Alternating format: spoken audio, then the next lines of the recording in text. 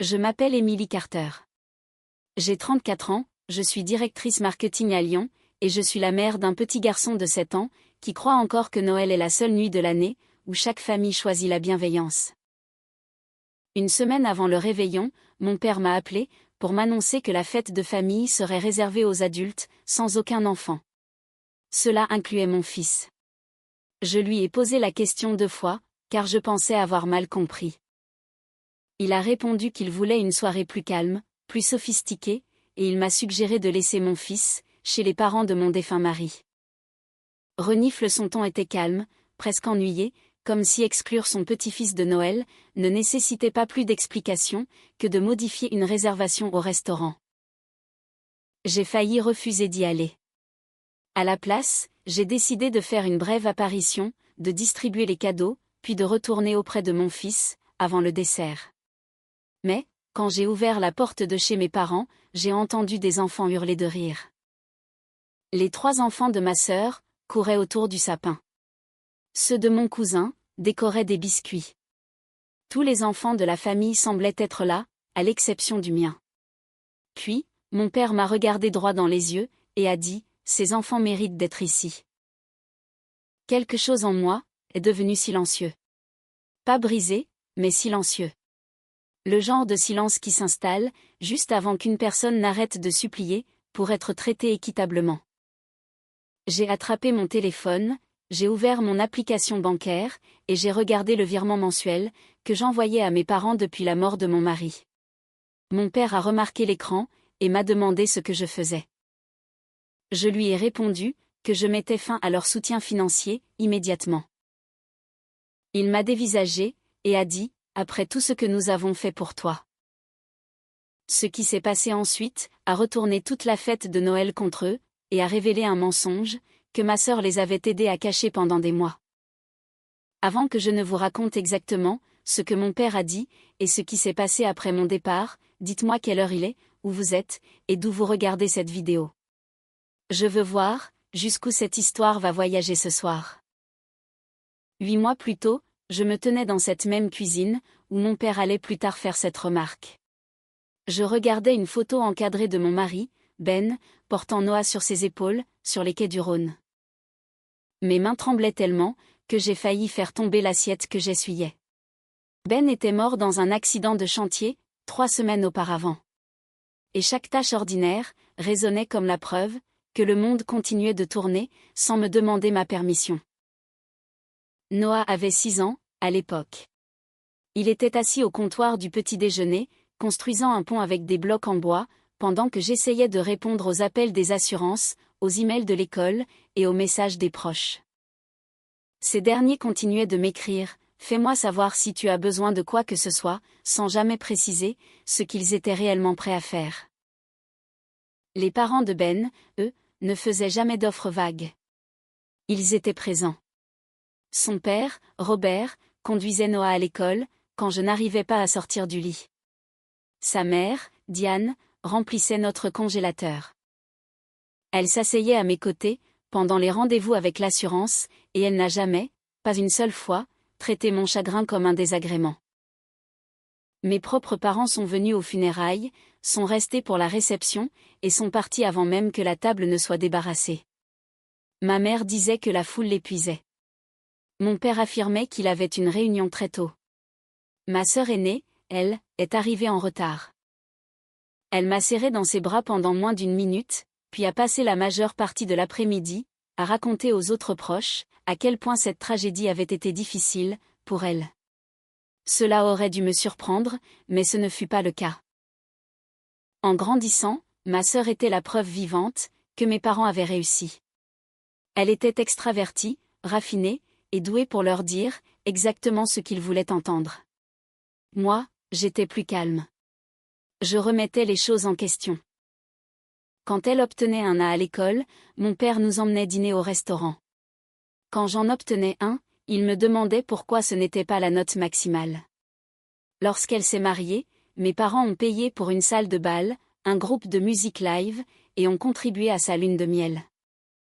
Quand Ben et moi nous sommes mariés, dans un petit jardin de réception, ils se sont plaints que le trajet était peu pratique. 2 ans avant la mort de Ben, nous avons assisté au dîner d'anniversaire de mon père. Il a levé son verre et a félicité ma sœur pour avoir construit une vraie famille, dont on pouvait être fier. La main de Ben s'est resserrée autour de la mienne, sous la table. Noah, qui avait 4 ans, coloriait à côté de moi. Sur le chemin du retour, Ben m'a dit, un jour, ils vont faire ressentir à Noah exactement ce qu'ils t'ont toujours fait ressentir. Je lui ai répondu qu'il avait tort. Après la mort de Ben, j'ai découvert qu'il avait raison. Chez mes parents, la curiosité de Noah devenait une preuve contre lui.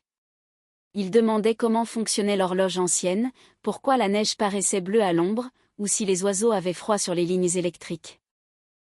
Mon père soupirait, et lui tendait une tablette. Ma mère lui disait d'arrêter de l'interrompre. Pendant ce temps, les 3 enfants de ma sœur restaient assis sur le canapé avec leurs écouteurs. Ils ne parlaient presque à personne, et mes parents les félicitaient pour leur caractère facile. Un dimanche, alors que je rentrais chez moi en voiture, après une énième visite tendue, j'ai entendu la voix de Noah depuis la banquette arrière. « Maman, est-ce que papy et mamie sont fatigués, parce que je pose de mauvaises questions ?» J'ai serré le volant. « Tes questions ne sont pas mauvaises. » Alors pourquoi ont-ils l'air en colère, quand je parle ? Il n'y avait aucune réponse qui puisse le protéger sans mentir. Je lui ai expliqué que certains adultes confondent les enfants silencieux avec les enfants sages. J'ai ajouté que sa curiosité n'était pas quelque chose pour laquelle il devait s'excuser. Il a hoché la tête, mais son reflet dans le rétroviseur semblait peu convaincu. C'est à ce moment-là que le deuil a changé de forme en moi. Je ne pleurais plus seulement Ben. Je commençais à comprendre que j'avais passé ma vie entière à chercher l'approbation de personnes qui apprenaient maintenant à mon fils à faire de même. Avez-vous déjà vu votre enfant être jugé pour le même trait de caractère que votre famille vous reprochait autrefois ? Cela crée un tout autre genre de colère, une colère qui ne disparaît pas, une fois la visite terminée. L'indemnité d'assurance vie est arrivée 5 mois après l'accident. Après les frais d'avocat et les dernières dépenses, le montant déposé sur mon compte s'élevait à un peu plus de 300 000 €. Ce n'était pas un prix. C'était la valeur que des étrangers avaient attribuée à l'avenir, que Ben ne vivrait jamais. Je l'ai divisé immédiatement. La majeure partie est allée dans des placements prudents. Un compte séparé a été créé pour les études de Noah. J'ai gardé suffisamment d'argent accessible pour couvrir les urgences, la thérapie, et la possibilité que je doive réduire mes heures de travail, si le chagrin de Noah devenait trop difficile à gérer. Chaque renifle euro avait un but, directement lié à la vie que Ben et moi avions planifiée. Je n'ai dit à presque personne quel était le montant exact. Puis, mes parents m'ont invité à dîner. Ma mère a préparé un bœuf bourguignon, un plat qu'elle ne cuisinait que lorsqu'elle voulait donner de l'importance à la soirée. Mon père a servi le vin, avant même mon arrivée. Il n'arrêtait pas de poser des questions curieusement précises, sur mon travail, mon crédit immobilier, et si l'assurance m'avait traité équitablement. Ma sœur était là aussi, bien qu'elle ait prétendu, un peu plus tôt, qu'elle serait en dehors de la ville. Au milieu du repas, mon père a posé sa fourchette. « Combien est-ce qu'ils t'ont payé ?» Je savais exactement ce qu'il voulait dire. Je savais aussi que je ne devrais pas répondre. Mais le chagrin m'avait épuisé, et une part enfantine en moi croyait encore que l'honnêteté pouvait créer des liens. Un peu plus de 300 000 €, ai-je répondu. L'atmosphère de la pièce a changé. Les yeux de ma mère se sont écarquillés. Ma sœur a arrêté de mâcher. Mon père s'est adossé à sa chaise, comme s'il venait d'apprendre qu'une ressource cachée se trouvait à portée de main. C'est plus que suffisant pour un seul enfant à lâcher ma sœur. Je l'ai regardée. Suffisant pourquoi ? Elle a haussé les épaules. Pour l'université, une maison un jour, peu importe ce que tu prévois. Mon père a déclaré que j'étais trop prudente. Ma mère m'a rappelé que, dans une famille, on s'entraide. Puis, comme si la scène était répétée, ils ont commencé à énumérer la hausse des impôts fonciers, les factures médicales, les réparations, et le coût d'entretien du chalet au bord du lac, qu'ils utilisaient 2 fois par an. J'ai mis fin à la conversation, et je suis partie. Pendant 1 semaine, personne n'a appelé.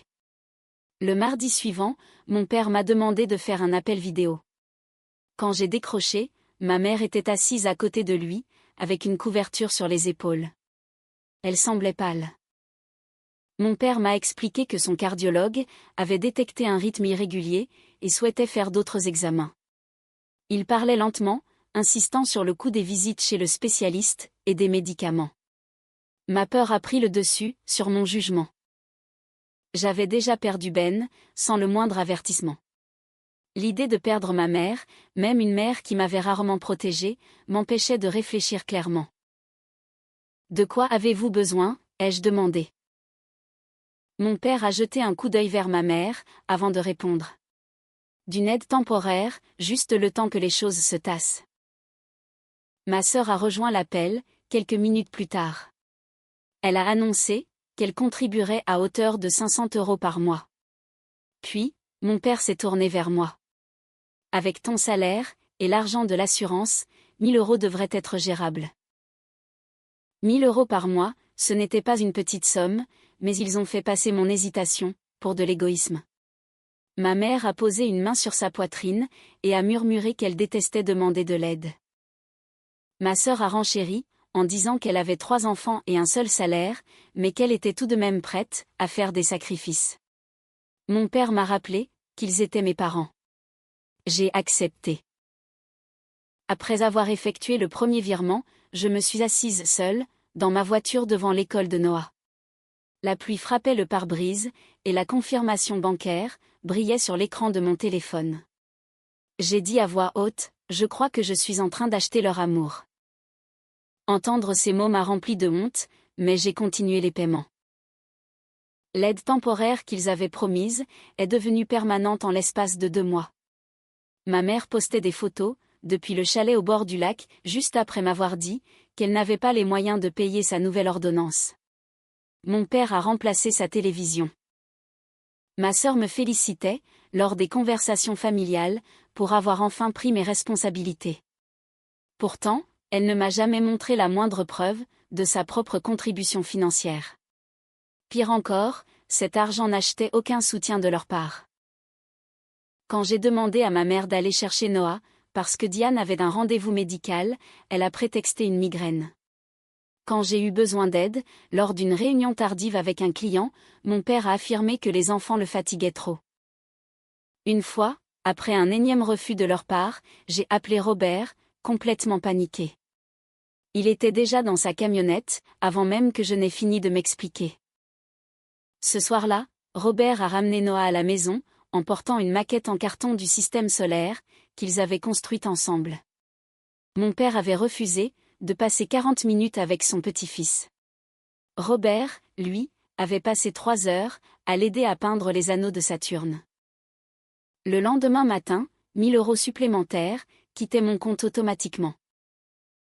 Que feriez-vous si votre famille transformait la mort de votre mari en un moyen de pression financière, pour ensuite agir comme si votre enfant était un fardeau? J'aimerais pouvoir dire que j'ai arrêté immédiatement. Ce n'est pas le cas. Je confondais encore les obligations avec l'amour.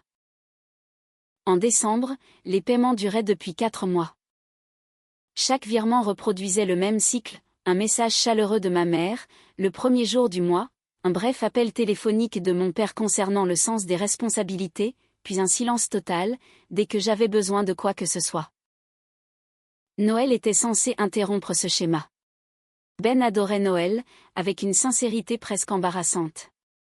Il préparait des roulés à la cannelle maison, portait un pull ridicule, couvert de lumière clignotante, et laissait Noah choisir une nouvelle décoration chaque année. Notre premier Noël sans lui allait déjà être douloureux. Je voulais que Noah soit entouré par sa famille, par du bruit, et par suffisamment de tradition, pour empêcher la chaise vide de devenir le centre de la pièce. Une semaine avant le réveillon de Noël, j'ai emmené Noah dans un magasin de sciences en centre-ville. Il économisait son argent de poche, pour un bras robotique à construire soi-même, mais il coûtait plus cher que prévu. Je l'ai acheté en secret, pendant qu'il examinait une exposition de télescopes. Alors que le caissier emballait la boîte, mon téléphone a sonné. Mon père m'a annoncé que la fête de Noël serait exclusivement pour les adultes. À l'autre bout du magasin, Noah agitait les mains avec excitation, pendant qu'un employé lui expliquait comment un miroir de télescope se racle la gorge captait la lumière. Je l'ai regardé à travers la vitrine, et j'ai demandé à mon père si cette règle s'appliquait à tous les enfants. Tous les enfants, a-t-il dit. Sans exception. Je lui ai demandé pourquoi la famille avait soudainement changé une tradition qui avait toujours été centrée sur les enfants. Il m'a répondu que ma mère voulait un dîner élégant. Il a parlé de vin, de décorations fragiles et de conversations d'adultes. Puis il a ajouté « Tu peux laisser Noah chez les parents de Ben. Ils ont l'habitude de le garder. » La cruauté était dissimulée sous des airs pratiques. Mon père savait que Noah avait perdu son papa. Il savait que c'était notre premier Noël sans Ben. Pourtant, il parlait comme si mon fils était un vulgaire objet que l'on pouvait déposer à la consigne pour la soirée. J'ai appelé ma sœur en sortant du magasin. Elle a décroché à la 4e sonnerie, et j'entendais des enfants crier derrière elle. « Est-ce qu'ils t'ont parlé de la soirée réservée aux adultes ?» lui ai-je demandé. Il y a eu un silence, suffisamment long, pour valoir comme une réponse. « Oui », a-t-elle fini par dire. « Maman en a parlé. » « Et tu es en train d'organiser la garde, pour tes 3 enfants ?» Un autre silence. Puis elle a déclaré « Nous sommes encore en train de chercher des solutions. » Sa voix avait cette platitude prudente, qu'elle utilisait pour protéger un mensonge. Je lui ai demandé directement si ses enfants avaient été invités. Elle s'est mise sur la défensive, et m'a accusé de rendre Noël difficile. Avant de raccrocher, elle a lâché « Peut-être devrais-tu, pour une fois, respecter ce que maman et papa veulent. » Cette phrase m'est restée en tête. Le soir du réveillon, j'ai habillé Noah avec le pull rouge que Ben lui avait acheté l'année précédente. Je l'ai emmené chez Diane et Robert, où des chaussettes de Noël étaient déjà accrochées, avec son nom glissé entre les leurs. Je lui ai dit que je devais aller déposer les cadeaux à la fête de mes parents, et que je reviendrais vite. « Est-ce que je pourrais voir papy et mamie demain ?» a-t-il demandé. J'ai embrassé son front, et je lui ai dit que nous en parlerions plus tard. Ensuite, j'ai traversé Lyon au volant, avec les cadeaux sur le siège passager, et un malaise que je ne pouvais plus dissiper. Quand j'ai tourné dans la rue de mes parents, l'allée était pleine. Plusieurs véhicules avaient des rehausseurs visibles à travers les vitres. Je me suis garé, je les ai fixés, et j'ai fini par comprendre que cette règle n'avait probablement jamais concerné les enfants en général. La porte d'entrée n'était pas verrouillée. Dès l'instant où je suis entré, un enfant a couru devant moi. Il portait une couronne en papier et tenait une poignée de biscuits sucrés. Un autre enfant criait depuis le salon. Quelqu'un avait mis la télévision sur un film de Noël, et des jouets étaient éparpillés sous le piano. Pendant plusieurs secondes, je suis resté dans l'entrée, tenant un sac de cadeaux. Mon esprit refusait d'accepter ce que mes yeux voyaient pourtant très bien. Les 3 enfants de ma sœur étaient là. 2 de mes cousins avaient amené leurs enfants. Un neveu adolescent aidait les plus petits à accrocher des sucres d'orge sur le sapin. Il y avait au moins 11 enfants dans cette maison. Seul Noah avait été exclu. Ma tante m'a remarqué en premier. Elle m'a prise dans ses bras, a regardé derrière moi, et m'a demandé où était Noah. Avant même que je ne puisse répondre, mon oncle a appelé depuis la salle à manger. Où est le petit scientifique? J'ai apporté quelque chose qu'il va adorer. Les questions fusaient de toutes parts. Était-il malade? Était-il avec Diane et Robert? Allait-il arriver plus tard? J'ai vu une véritable confusion sur leurs visages. Personne d'autre n'avait été informé que la fête était réservée aux adultes. À l'autre bout de la pièce, ma sœur m'a regardé, puis a immédiatement détourné les yeux. Mon père était près de la cheminée. Il riait, un verre de bourbon à la main. Ma mère préparait les amuse-bouches. Quand elle m'a vu, son sourire s'est figé pendant une fraction de seconde, puis est revenu, comme si de rien n'était. J'ai posé le sac de cadeaux près de la porte, et j'ai ouvert l'appareil photo de mon téléphone. Je n'ai pas commencé à filmer, pour attirer l'attention sur Internet. Je l'ai fait, parce que mes parents avaient passé ma vie entière, à réécrire la réalité. J'avais besoin d'une preuve, avant qu'ils ne convainquent tout le monde, que j'avais simplement mal compris. Je suis allée dans la cuisine, et j'ai demandé à ma mère, de me parler dans le couloir. Mon père nous a suivis, sans y avoir été invité. Vous m'aviez dit que les enfants n'étaient pas autorisés, ai-je lancé. Ma mère a jeté un coup d'œil, vers le salon. Baisse d'un ton. Pourquoi tous les autres enfants sont-ils ici, ai-je demandé. Elle a réajusté le bord de son pull. Pas tous les enfants. La réponse était si glaciale, que j'ai presque admiré son honnêteté. Mon père s'est approché. Ce n'est pas le moment, ni l'endroit, pour l'une de tes confrontations émotionnelles. C'est vous qui avez créé cette confrontation, en me mentant, ai-je répondu. Il a expliqué, qu'ils avaient fait une exception, pour les enfants qui savaient se tenir. Ma mère a ajouté, que les enfants de ma sœur comprenaient les limites. Selon elle, Noah posait trop de questions, touchait à tout, et exigeait une attention constante. Je lui ai rappelé, que ses professeurs le décrivaient comme un enfant réfléchi et respectueux. J'ai rappelé à mon père, que Noah avait perdu son papa, à peine 8 mois plus tôt. Je leur ai demandé si l'un d'eux avait pensé, à ce que cela lui ferait, d'apprendre que chaque cousin avait été invité à Noël, sauf lui. La mâchoire de mon père s'est contractée. Ces enfants méritent d'être ici, a-t-il dit, en hochant la tête vers le salon. Je l'ai fixé. Et Noah, non. Il n'a pas répondu directement. Ne déforme pas mes propos. Ma sœur est entrée dans le couloir. Elle a affirmé que je créais un drame pour rien, et que Noah était très heureux avec les parents de Ben. Je lui ai demandé, depuis combien de temps elle savait que ses enfants étaient invités. Elle a croisé les bras, et m'a répondu que cela ne me regardait pas. À cet instant précis, son plus jeune fils, a lancé un œuf mimosa sur son frère. Il l'a raté, a percuté une photo encadrée, et l'œuf est tombé sur la moquette. Un autre enfant a crié. Un verre s'est renversé dans la salle à manger. J'ai regardé mon père. Ce sont donc ces enfants, dont le comportement leur a valu une place ici. Ma mère a répliqué, les enfants restent des enfants. Mais quand Noah demande comment fonctionne une horloge, il est perçu comme irrespectueux, ai-je rétorqué. Mon téléphone enregistrait toujours, le long de mon corps. Ma main avait cessé de trembler. Cela m'a surprise. J'avais toujours imaginé, que si un jour je les affrontais, je pleurerais, ou je perdrais ma voix. Au lieu de cela, je me sentais étrangement calme. Mon oncle s'est avancé dans le couloir.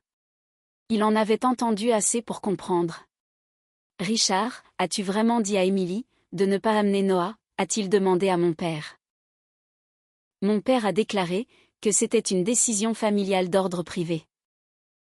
Mon oncle a ri nerveusement, sans la moindre once d'amusement. La famille, c'est nous. Nous sommes là, dans ton salon. D'autres membres de la famille commençaient à s'approcher. Les conversations se sont tues. Ma tante a demandé à ma mère s'il y avait eu un malentendu. Ma mère s'est entêtée à dire que la soirée était simplement devenue plus compliquée que prévu. Je me suis avancée au centre du salon. Plusieurs enfants ont arrêté de jouer. Les adultes se sont tournés vers moi. Ma sœur m'a chuchoté que j'embarrassais tout le monde. Je lui ai répondu que l'embarras n'était pas la même chose que d'assumer ses responsabilités. Ensuite, j'ai expliqué, clairement et sans élever la voix, qu'on m'avait dit que la fête était réservée aux adultes. J'ai précisé que j'avais laissé mon fils de 7 ans, avec ses grands-parents paternels, parce que mon père m'avait promis qu'il n'y aurait aucune exception. J'ai souligné le fait que tous les autres enfants avaient été accueillis à bras ouverts. Ma tante a mis ses mains sur sa bouche. Un cousin a murmuré, c'est ignoble. Mon oncle s'est déplacé, pour se tenir à mes côtés. Mon père a essayé de m'interrompre. Ça suffit. Tu as fait passer ton message. Non, ai-je répondu, je n'ai pas terminé. J'ai brandi mon téléphone, et j'ai montré l'application bancaire. Le virement récurrent était bien visible sur l'écran. Depuis 4 mois, j'envoie à maman et papa 1 000 € tous les mois, car ils m'ont dit que les dépenses médicales de maman les mettaient en difficulté financière. Un silence de mort est tombé sur la pièce. Le mari de ma sœur, Kyle, l'a regardé. Et toi, tu leur envoies 500 €? Le visage de ma sœur a changé. Elle a jeté un regard à mes parents, espérant que l'un d'eux vienne la sauver. Kyle a répété sa question. Elle a balbutié qu'il pourrait en discuter à la maison. J'ai ouvert les détails du virement, et j'ai appuyé sur le bouton pour annuler le paiement récurrent. L'application a demandé une confirmation. J'ai tourné l'écran vers mon père.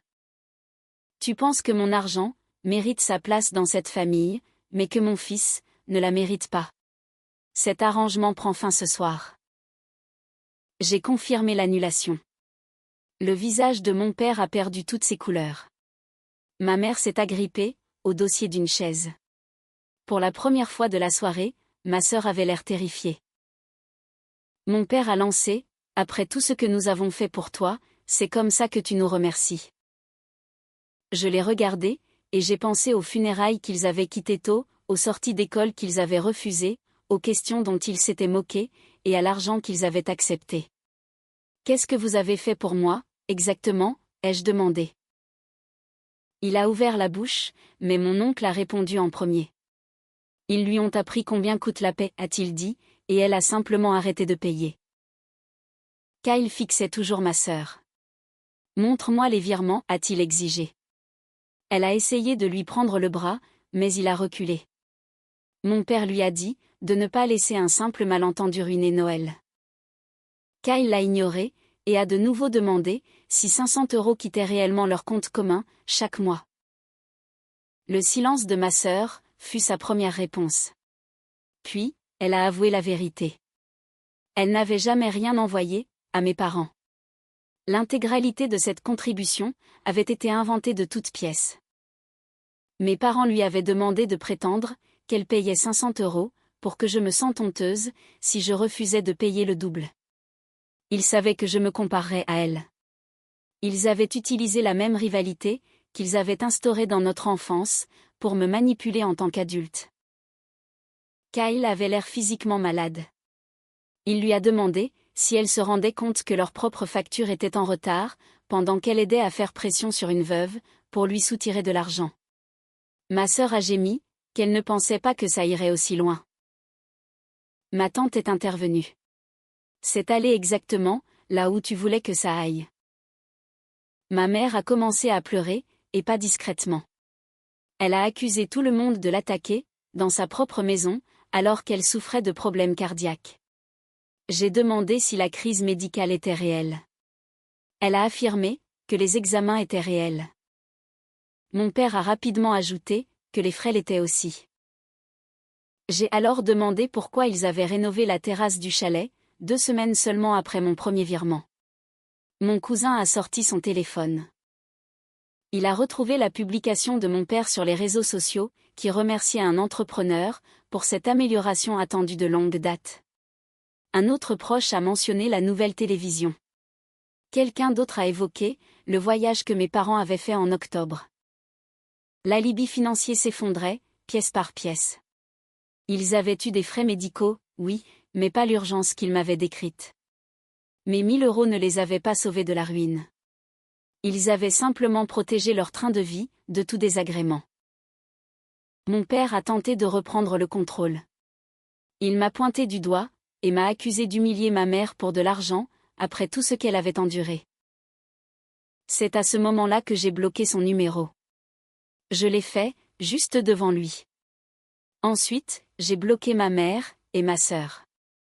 J'ai tenu mon téléphone de façon à ce qu'ils puissent voir chaque écran. Il ne s'agit pas seulement d'argent, ai-je dit. Vous avez exclu un enfant en deuil de la fête de Noël parce que sa personnalité vous irrite. Vous m'avez menti, vous avez utilisé la mort de Ben pour me mettre la pression. Et vous avez formé Lorraine pour qu'elle vous y aide. Je ne vous donnerai plus un seul centime, et je ne vous donnerai plus accès à Noah. Ma mère a hurlé que je ne pouvais pas la séparer de son petit-fils. C'est vous qui avez choisi de ne pas l'avoir ici, lui ai-je répondu. Cette phrase a mis fin à la dispute, plus efficacement que des cris ne l'auraient fait. Kyle a dit à ma sœur d'aller chercher les manteaux des enfants. Elle l'a supplié de ne pas faire d'esclandre. Il lui a répondu que l'esclandre durait déjà depuis des mois, il était simplement arrivé trop tard pour le voir au début. Il a annoncé qu'il emmenait les enfants chez ses parents et qu'il y resterait après Noël. Quand ma sœur lui a demandé s'il la quittait, il a répondu qu'il avait besoin de temps. Il devait décider s'il pouvait rester marié à quelqu'un qui avait aidé à escroquer sa propre sœur veuve. Renifle. Plusieurs proches ont commencé à rassembler leurs affaires. Mon oncle a déclaré qu'il ne ferait pas la fête dans une maison où un enfant avait été délibérément rejeté. Ma tante a suivi, puis 2 cousins, puis une autre famille. En quelques minutes, la pièce qui résonnait de musique et de conversation s'est remplie de bruits de fermetures éclairs, de manteaux, de clés, et d'enfants demandant pourquoi ils partaient si tôt. Mon père se tenait près du sapin, ordonnant aux gens de se calmer. Personne ne l'a écouté. Un cousin avait enregistré une partie de la confrontation, après avoir remarqué mon téléphone. Un autre proche a résumé ce qui s'était passé, dans le groupe de discussion de la famille élargie. Des messages ont commencé à affluer, avant même que quiconque n'ait atteint l'allée. Les membres de la famille qui n'étaient pas à la fête demandaient si tout cela était vrai. Des captures d'écran de la publication de mon père, concernant la rénovation du chalet, circulaient aux côtés des explications sur mes paiements mensuels. Je n'ai pas publié mon enregistrement sur Internet. Je me le suis envoyé à moi-même, et plus tard à mon avocat. Il m'avait conseillé de conserver des preuves, au cas où mes parents prétendraient que les virements étaient des prêts, ou tenteraient de contacter mon employeur. Mais la courte vidéo de quelqu'un d'autre s'est propagée sur la conversation privée de la famille. Vers minuit, l'image parfaite de mes parents, qu'ils avaient protégée pendant des années, n'existait plus.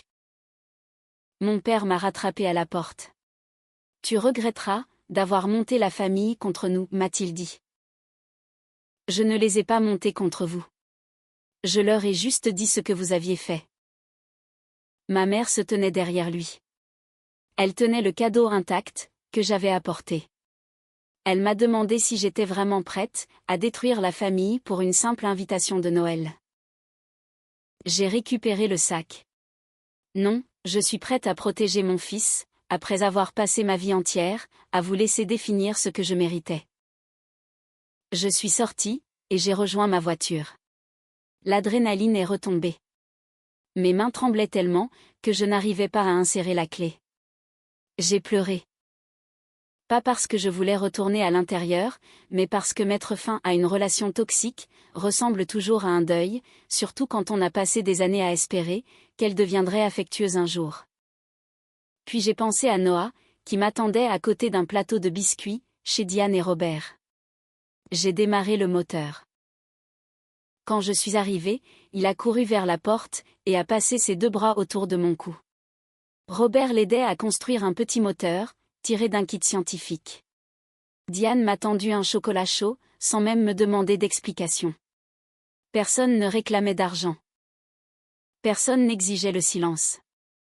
Personne ne calculait si nous méritions notre place ici. Plus tard, après que Noah se soit endormi sous une couverture, sur le canapé, je leur ai tout raconté. Le visage de Robert s'est durci, mais Diane a simplement pris ma main. « Tu n'as jamais besoin de mériter ta place, dans cette famille, m'a-t-elle dit. » Le lendemain matin, ma tante a appelé. Elle m'a raconté que presque tout le monde était parti, dans les 20 minutes suivant mon départ. Kyle avait pris les enfants, et avait annoncé à ma sœur qu'il voulait une séparation officielle. Mes parents avaient passé le reste du réveillon à appeler les proches, mais la plupart refusaient de répondre. Que pensez-vous d'un grand-père qui rejette son petit-fils, mais dépend de la mère de cet enfant, pour financer son confort? Pendant des années, j'aurais cherché une excuse. Ce Noël-là, j'ai enfin arrêté. 6 mois plus tard, ma vie ne ressemblait plus au lendemain d'une explosion. J'avais plutôt l'impression de reconstruire quelque chose avec soin, une pièce honnête à la fois. Les 1 000 € que j'envoyais à mes parents allaient désormais directement sur le compte pour les études de Noah. J'ai augmenté mes cotisations retraite et j'ai utilisé une partie du paiement d'un mois pour l'inscrire à un programme de robotique le week-end. Le premier jour, il a hésité à la porte de la classe. Il m'a demandé si le professeur allait s'énerver, s'il posait trop de questions. Je me suis accroupie à son niveau, et je lui ai dit, les bonnes personnes seront ravies que tu sois curieux. Au printemps, il construisait des machines simples, avec Robert dans le garage. Il passait ses samedis à pêcher avec lui, au lac d'Annecy. Diane assistait à chaque événement scolaire. Noah a commencé à les appeler « papy » et « mamie » sans la moindre retenue. Il n'avait jamais exigé ces titres. Il les avait gagnés, par leur présence constante. Mon travail a changé, lui aussi. Sans les disputes hebdomadaires, les appels d'urgence, et l'anxiété d'attendre l'approbation de mes parents, je pouvais à nouveau réfléchir clairement. J'ai mené une campagne difficile, j'ai obtenu une promotion, et j'ai arrêté de m'excuser, chaque fois qu'il m'arrivait quelque chose de bien. Les conséquences pour ma famille me parvenaient par bribes, grâce aux proches qui choisissaient de m'en parler. Je ne demandais jamais de nouvelles, mais certaines informations m'atteignaient quand même. Kyle a demandé le divorce, après qu'une thérapie de couple ait révélé d'autres mensonges financiers dans son mariage. Ma sœur cachait des dettes de cartes de crédit. De plus, elle avait utilisé ses enfants à plusieurs reprises, comme moyen de pression lors de leurs disputes.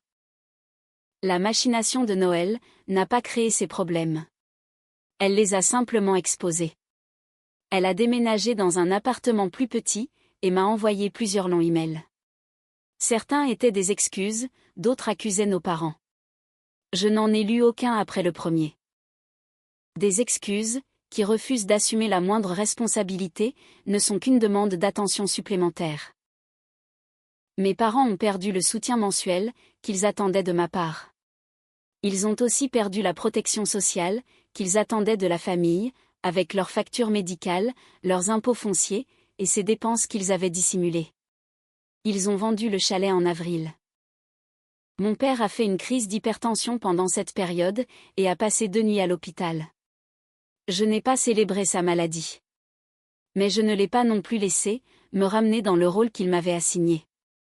Je n'ai envoyé aucun argent, et je n'ai pris aucun contact. À Pâques, ma tante a organisé un grand repas de famille. Elle nous a invités, Noah et moi. Mes parents, eux, n'ont pas été conviés. Cette décision n'était pas la mienne, mais ils m'en ont tenu pour responsable, dans des messages envoyés depuis de nouveaux numéros. Chaque message répétait la même idée, j'avais détruit la famille. La vérité était beaucoup moins dramatique. J'avais simplement arrêté de les protéger des conséquences de leur propre comportement. Le jour de l'anniversaire de la mort de Ben, Noah et moi avons visité les quais du Rhône, là où notre photo préférée avait été prise. Renifle, il portait le bras robotique que j'avais acheté avant cet appel de Noël. Robert l'avait aidé à le modifier pour pouvoir attraper de petits objets. Papa aurait beaucoup aimé ça, a-t-il dit. Il t'aurait posé une centaine de questions à ce sujet, ai-je répondu. Noah a souri. Et je lui aurais répondu, à toutes. C'est à ce moment-là que j'ai compris ce que ma décision avait réellement protégé. Ce n'était pas mon compte en banque. C'était cette part de mon fils, qui croyait encore que sa curiosité méritait une réponse. Que son chagrin méritait de la patience. Et que sa présence méritait une place à table. Ma vengeance n'était pas de voir mes parents perdre leur chalet, ou ma sœur perdre son mariage. Ma vengeance a été de refuser de devenir celle qu'il m'avait appris à être. Ça a été de construire une vie où Noah n'aurait jamais à acheter sa place, à jouer un rôle pour obtenir de l'affection, ou à se faire tout petit, pour le simple confort des adultes. La famille ne se prouve pas par le sang, par les jours fériés, ou par les titres. Elle se prouve par ceux qui sont présents, quand la vie devient difficile. Par ceux qui font en sorte qu'un enfant se sente désiré, sans jamais se demander ce qu'ils pourront obtenir en retour. Auriez-vous coupé les ponts ce soir-là ? Ou leur auriez-vous donné une autre chance? Et comment protégeriez-vous un enfant contre des membres de la famille qui lui demandent sans cesse de prouver sa valeur? Moi, je connais ma réponse maintenant. Noah ne restera plus jamais à l'extérieur, lors d'une fête de famille, à se demander pourquoi tous les autres méritaient d'être à l'intérieur. Partout où il sera aimé, respecté, et libre de poser des questions, c'est là que se trouvera notre famille. Merci d'avoir regardé une autre histoire émouvante avec nous. Cette vidéo est une fiction. Elle est destinée uniquement au divertissement, à l'éducation et à la réflexion. Nous espérons qu'elle vous rappelle que toutes les excuses ne méritent pas une seconde chance. Surtout lorsque les habitudes passées ont déjà parlé plus fort que les mots. La confiance doit se reconstruire par des actes, et non s'exiger par la culpabilité.